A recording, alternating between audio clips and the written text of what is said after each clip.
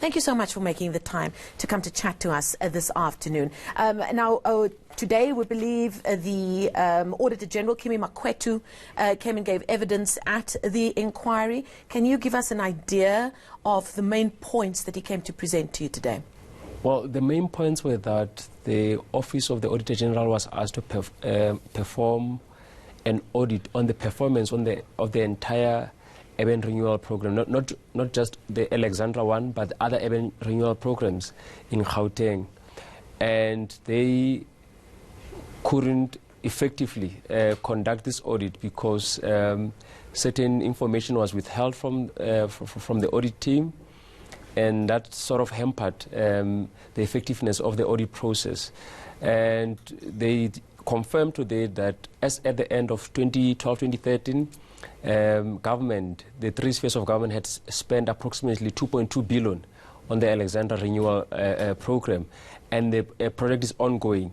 So the costs might have escalated since 2012. Now, from what you've seen, because there were site visits and that kind of thing that you've done, and you've heard evidence from various stakeholders in Alex, can you see the evidence of that money being spent as a result of the Alexandra Renewal Project? Well, it is still a bit premature to pronounce on that, but with the audit that was conducted, the scope, because of a limited scope, the audit was only confined to some building and other projects, not the project in its entirety. So it would be difficult at this point to say whether the 1.3 billion or the 2.2 billion was spent on all of the projects that were in the initial business plan, which, by the way, were not able to access. The money that you're talking about is not a small amount. You would think that in a place like Alexandra, you'd be able to see evidence of where that money has been spent. Absolutely, and our investigations are still ongoing. We are going to have face-to-face interviews with people who may aid this investigation and those who have been implicated, because we have a duty to act fairly and afford them a right of reply. Now, you're the Human Rights Commission's Gauteng manager, and it was on the basis of that you decided to launch this inquiry, because there was a belief that people living in this township were not having their basic needs seen to, and many of those focus on very basic human rights. Coming away from this inquiry that I believe is supposed to be wrapping up its work, or this part of its work, what human rights do you believe, human rights violations do you believe has been committed in those who were supposed to be delivering these important services to the people of Alexandra? Well, the inquiry was set or established precisely to ascertain which rights in the Bill of Rights were violated.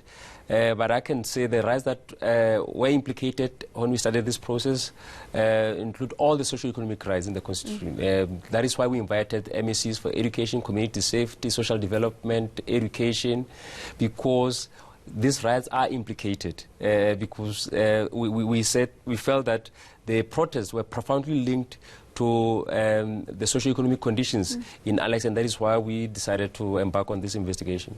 From what you've seen, what you've heard from those office bearers who are in a position to make a change, do you believe there is a better commitment and an understanding of what needs to be done to ensure that people in this township have a better life going forward?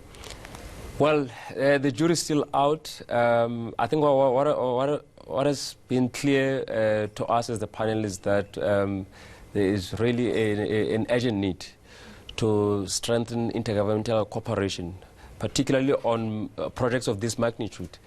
And there's also a need to provide communities with constant feedback.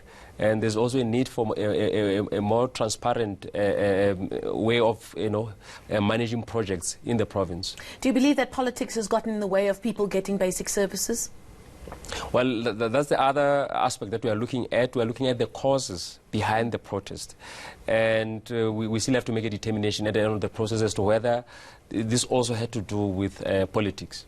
What happens next now in terms of the work that you've done as a result of this inquiry? You've heard the evidence, you've heard the testimonies. What happens next? Yeah, so we've concluded the public process wherein we invite the media, people account publicly. Now we're going to convene face-to-face interviews with people who may assist our investigations, the likes of Mbazima Shilowa, Nomvola Mokonyana, Paul Mashatile, Trevor Fowler, Jobsi Tole, and others who may assist this investigation will be invited to come and assist this process, because we want to understand the genesis of the project, those who are involved. We will also extend an invitation to all the project managers of this renewable program, and we'll also use this opportunity until the end of October to invite those who are directly implicated. And I cannot mention the names of those who are directly implicated, but the officials I've mentioned are or were at the time political champions of this project, and this project happened under their leadership and oversight. Oh, we'll leave it there. We look forward to see what comes out of that next part of this process. Human Rights Commission's Gauteng Manager, Buang Jones, thank you so much for your time this afternoon.